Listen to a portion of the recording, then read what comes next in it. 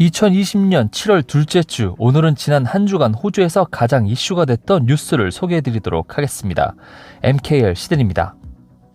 지난 한 주 가장 이슈가 된 소식은 빅토리아주의 코로나 확진자 급증 관련 소식입니다.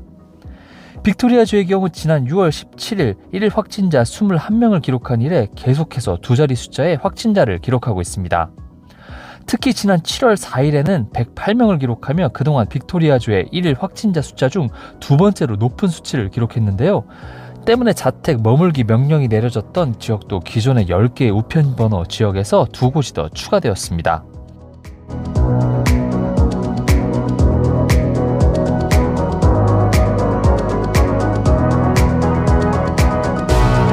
이런 분위기 속에서 빅토리아 주정부는 감염 지역을 중심으로 대대적인 코로나 바이러스 진단 검사를 하고 있는데요. 20만 명에 가까운 인원이 검사를 받았지만 1만 명 정도는 검사를 거부하고 있어서 이들을 향한 비난의 목소리가 커지고 있습니다.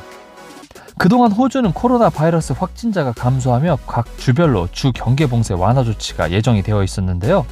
빅토리아주의 확진자가 급진적으로 늘어나면서 각 주별로 이와 관련된 계획을 전면 수정 중입니다.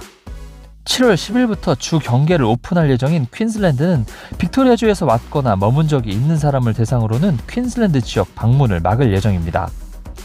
뉴사우스웨일즈주의 경우 그동안 주 경계 봉쇄를 따로 시행하지 않았지만 빅토리아주에서 오는 사람들을 막고 만약 이를 어기는 사람이 있을 경우 벌금 11,000불 혹은 6개월 징역형에 처할 수 있도록 할 예정입니다.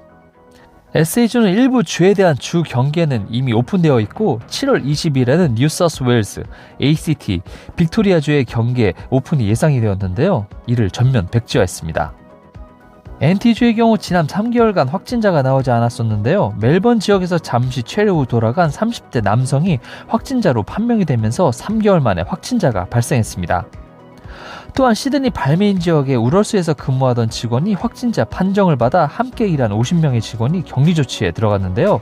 해당 남성은 해외에서 멜번으로 도착을 해서 2주간 격리 프로그램을 마친 후 시드니로 돌아왔던 것으로 확인됐습니다.